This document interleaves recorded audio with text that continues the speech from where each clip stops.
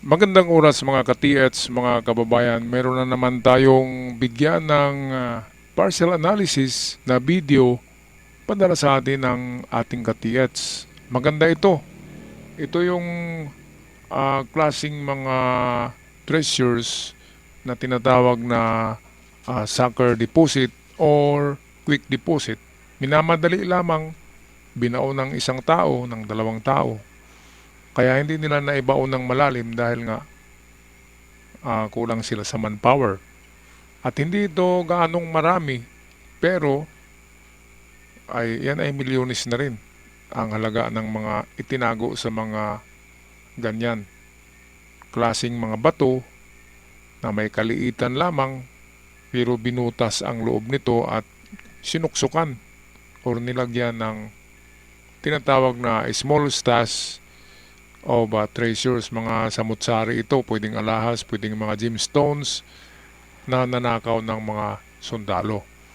Okay, kaya atin muna panoorin ang sinasabi dito ng ating ka-TH bago tayo magpatuloy sa ating partial analysis. Maayong adlaw bro. Maayong adlaw. Ako'y nakita diri nga sign bro. O sign ba ni? O. Ha? O. Sa ilalom sa bato na ibuho.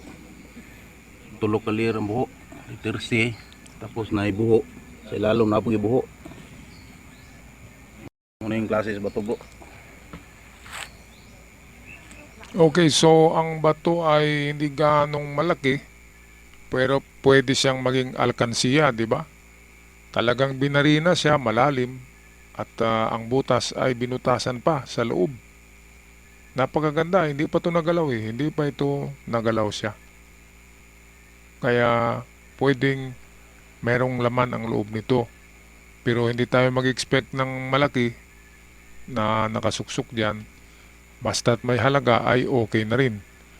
Diba? Kaya ka-TH, biyakin mo na lang to. At tandaan mo lang yung posisyon niya kasi pwedeng gamitin to na pointer. Okay? Kasi parang mata rin siya. Pero kapag ganyan na malalim na talaga yung butas, karamihan yan ay treasure inside the rock. Nasa loob lang talaga kapag malalim ang pagkabutas. Okay, patuloy tayo sa video. Kani. Sa unahan ko dani bro. Napoy bato nga murag lusong.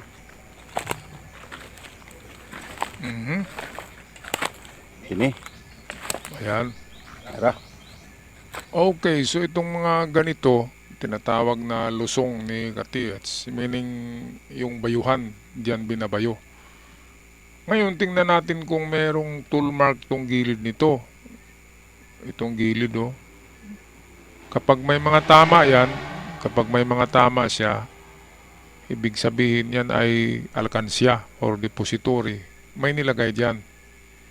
At binuksan na yung cover niya.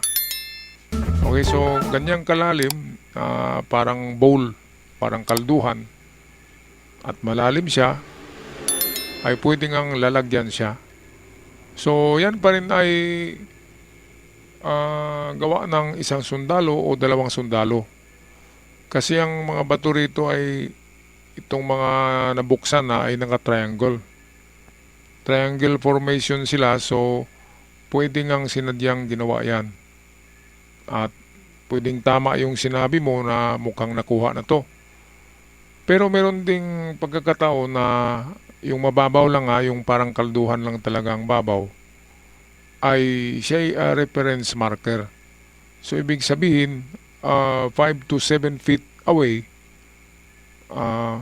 hindi meters, 5 to 7 meters away, galing dito sa ano na to, sentro.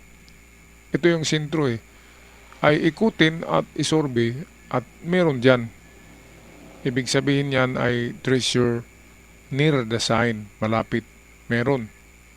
Pero kapag malalim yan, ibig sabihin yan lalagyan siya, alkansya. Siya ay parang alkansya at nabuksan, nakuha na.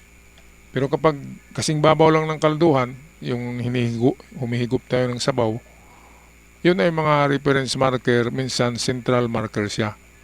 Siya yung nasa gitna. Okay, so maganda nga. Ayan o. Oh, Ay, malalim siya. murag nakuhaan na. Malalim, tama. Recovered to eh, kasi tingnan nyo itong gilid oh. Sinisil eh. Nakuhaan nga yan. Yan eh isang alkansya. Sucker deposit. May sitio ba to? Murag lusong. Ayun ang ikatulo. Ara, Ayan. balik ka triangle na siya bro. Ara oh, kuot bata. Laluma. Malalim siya oh. Kasi hanggang siko ng bata, pwedeng mga diamonds, gemstone ang laman yan. Bukas na rin siya. Bukas na rin. So, naka-triangle, ibig sabihin yan ay mga giveaway.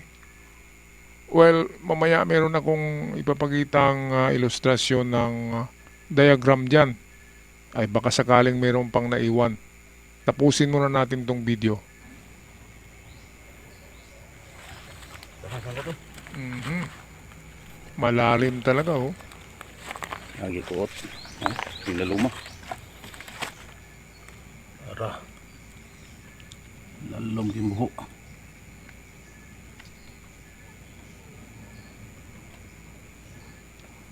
Malalim siya.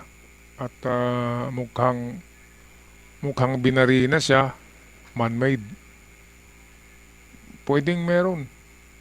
Kasi yung bumalik dyan, yan yung tinanggal niya yung mga kabir, pinukpok.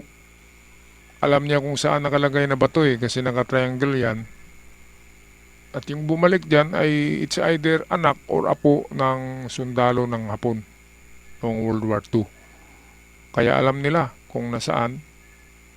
Pero kung marami ang nagbaon yan, yan ay isang parang giveaway lang. At meron pang medyo marami na ibinao ng malalim-lalim. Yan ang ating tatalakayin mamaya. Tapusin muna natin tong video. Taga Siko. Ataman si Sigurong. Dia. So piti laluma. Ano yung area dito bro? Gini. Isa. Batungan murag Litersi. Kini isa murag Lusong, Bayuhan. Kini isa dire. Dua murag Mata. Dayon piting lalumas buho ni isa. Dayon angkor na siya. Lapos ang buwan ni. Lalom. Oh. Okay, so itong marker na ito ay pwedeng mata nga siya. Pwedeng mata siya and then siya ay nakatingin sa direksyon. Well, saan ba ang direksyon yan? So ang direksyon niya ay pakaliwa. Papunta siya ng west. At ang layo niyan ay nasa sikreto yan ng kanyang mata. Tusukin niyo ang mata ng ruler kung ilang inches, ayun yung layo. Inches pero gawin nating meters. Halimbawa, 10 inches. So 10 meters papuntang west or kaliwa. Okay, man-made ang mga markers eh. Hindi yan hindi yan natural, hindi yan nature.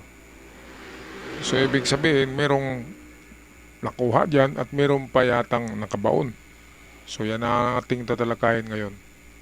Gagawa muna tayo ng ilustrasyon. Sandali lang. Okay, so eto na tayo sa ating ilustrasyon.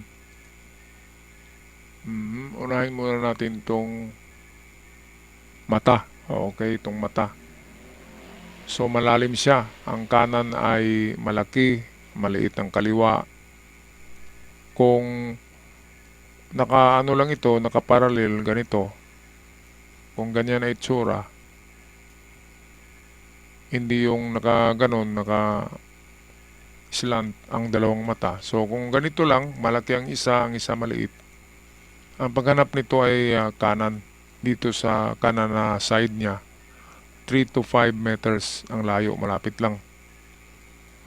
Yun yung paghanap. Ngayon dahil sa nakatagilid siya, nakaganyan, so iba na ang kanyang kahulugan.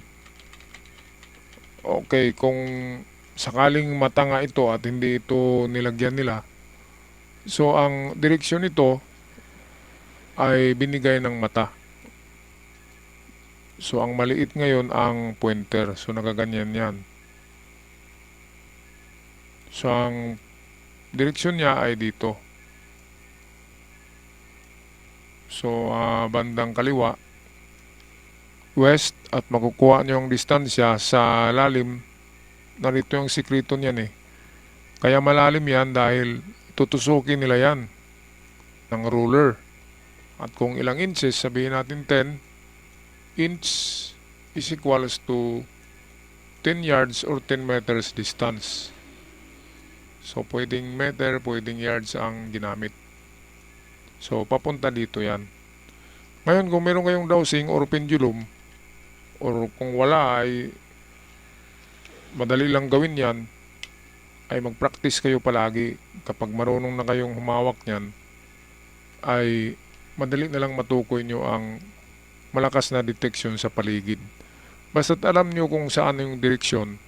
Halimbawa, tinuro ko, ito ay southwest ito eh, na direksyon. So, sabihin natin na ang lalim niyan ay 9 meters. Umpisa kayo sa sa 2. Mag-detect gamit ang inyong mga manual. Papuntang 10 meters. Sa ganitong direksyon, mga ka-TH, papuntang southwest. Okay, so puntahan naman natin yung tinatawag na lusong. Ito. So ito na, kung ito yung central marker, lagay nyo ang compass nyo dyan. Ayan, so yan yung compass nyo. Ngayon ay markahan nyo ang 4 na direksyon. So nakaganyan yan. West and east. Sa taas, north and south sa baba. Ngayon, bakit natin lagyan ng marka yan? Kasi ito yung mga linya na susundan nyo. So galing dyan ay 1 to 5 meters. So detect ng detect lang, umpisa sa 1 meter galing sa bato hanggang 5 meters. So ganun din dito sa west, umpisa sa 1 meter pag-detect, papuntang 5 meters. Ganun din gawin sa north and south. Ngayon, kung saan ang pinakamalakas na detection sa inyong mga kahit ano na manual na gamit, pero meron akong sa wala pang sa hindi pa nagmaster ng mga manual na gamit, recommend ko talaga ang dowsing. Kasi tested na yung dowsing rod na yan. Tested na yan. Meron na akong na dalawang site na palagay ko nakuha ng nagpa-detect. Kasi paghukay nila ay magaganda ang mga man-made na bagay na nahukay at bigla silang nawala, biglang naglaho. Hindi na makikita ang mga Facebook, sarado na. Bakit kaya? Ano kayang nangyari, no? Mukhang sinwerte yata. Kaya ang dowsing rod ay napakagandang gamitin. Katulad niyan, kapag alam nyo na ang direksyon, sundan nyo lang yung direksyon. Tapos kung alam nyo ang distance, bigyan nyo lang ng limit yung distance. Huwag yung umabot naman kayo doon sa 100 meters, medyo malayo-layo na yan. Ganitong sign, 5 meters away lang ang item. Itong parang bowl or bowl, kalduhan. Okay, punta naman tayo dito sa yung butas na ito. Butas na may butas pa na maliit. So, bali nakaganyan yan eh. Imbudo yan eh. Naka-imbudo siya. May butas siya dito. And then, pagdating sa isang level dito, pinakadulo, may butas na maliit. So, ibig sabihin yan, imbudo siya, papasukan siya ng tubig para magamit ng bagay na nilagay sa loob. Kung anumang klaseng bagay ang nasa loob ng bato. So yan. nakatagilid lang siya na imbudo. Pero kapag sa ibabaw yan ng bato, na ganito ang posisyon, sure ball na yan na nasa loob talaga ang item kung makakita kayo ng imbudo na nasa ibabaw ng bato. Nakatulad nito na may butas na, and then binutas pa. So kapag ganyan, imbudo marker yan, sabi ng aking father at yung kaibigan ko na matandang kasing edad ng father ko na treasure hunter, ay sigurado daw kapag imbudo talaga. Kasi meron silang natagpuan na ganun sa panahon nila. Okay, so last sign ay yung ito na nga pala yung isang mata. Ito. Akala ko kasi may isa pa eh. So ito na nga yung hindi pa nagalaw. Sabi ko kanina sa ating ka-TH, ay biyakin mo ang bato na yan. Kasi baka imbudo yan na nakatagilid, ay merong laman yan sa loob. At kung hindi, ay siya ay pointer. Kung saan nakaharap, parang one eye cyclops siya. So kung saan nakaharap, ay doon mag-detect. Kailangan nyo talaga ng detector. Hindi pwede yung turo-turo lang tayo. Ako may turo ko lang ang direksyon, tsaka yung mga distansya ay hango lang yun sa mga diagram ng mga treasure hunters noon na ating kinukumpile yung mga distances. So ang importante malaman ang direksyon kasi i-detect naman natin yan sa bawat directions. Kaya practice lang kayo paggamit ng dowsing. Ang dowsing ay hindi makukuha nyo sa pag-practice ng 6 na buwan lang. It needs mastery, observation. Marami kasi yan na factor kung bakit mag-i-X. Pero sa katagalan, alam nyo na kung anong na-detect niya. Gaano kalakas ang pag-deflect ng dowsing rod, yung ganun. At hindi mo ba nagalaw siya kaya siya nag-ikis. Ganun lang yun. Total control of dowsing rod. Katulad ng pendulum, dapat hindi nyo ginalaw ang kamay nyo kasi umiikot siya. Alright, so kung magpapaalam na, maraming salamat sa lahat at huwag kalimutan mag-subscribe. Hanggang sa muli, ingat. At siya nga pala, Merry Christmas and Happy New Year in advance at manigong bagong taon. Sana ay makatagpo kayo ng ginto sa inyong paghuhukay. Maraming salamat.